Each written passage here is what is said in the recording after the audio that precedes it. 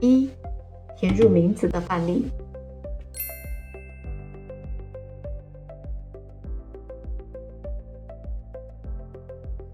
半夜半英文式空格韩国娘耶狗，这个空格我们可以填什么呢？我们来看看选项有哪些。日、中诶、你、下边、撒、日。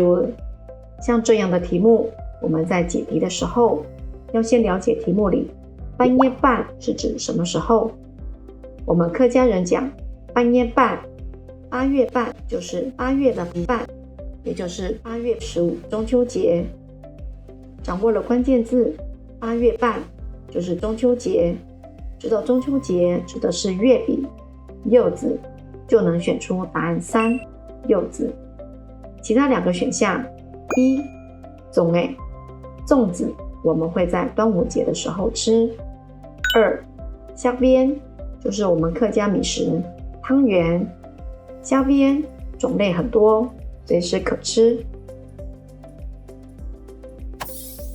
2、填入动词的范例。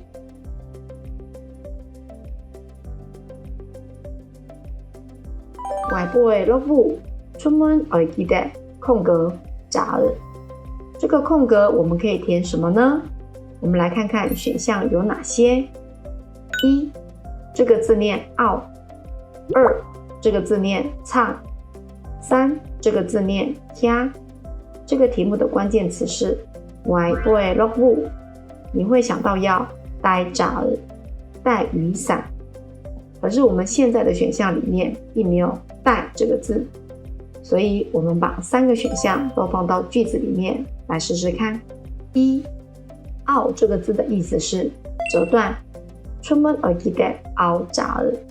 下雨我们要把雨伞折断，不可能，所以第一个不能选。2、唱这个字比较特别，因为客语跟华语都有这个字，不过意思完全不同。在华语里面我们会用撑雨伞，所以华语的撑是拿的意思。不过客语汉字里面的撑、唱是长山的唱，华语是支持、抵住的意思。这个动词不适合用在雨伞上。3、听这个字就相当于华语的举或拿。外婆的老母出门会记得听早，我们出门要记得拿雨伞，文意合理，我们就选答案3，听这个字。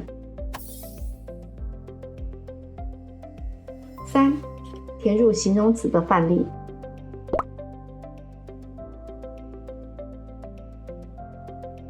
你背头年懂空格爬黑嘎太陡壁。我们先理解题目在问什么。他说这杯豆浆非常的怎么样？他又用了一个连接词爬黑。爬黑的华语意思就是恐怕是怎么样呢？嘎太陡壁加了太多的水，所以这杯豆浆就会变得怎么样？你喝起来会感觉怎么样？我们来看看选项有哪些。1、you。 2、say。 3、糖。第一个 you 是很细致的意思。第二个 say 就是很小，豆浆很细致很小都不大对。第三个糖就是华语淡，味道不浓厚的意思，因为是在讲饮料，豆浆又加了太多水，所以这里我们就要选第3个答案，糖比较合理。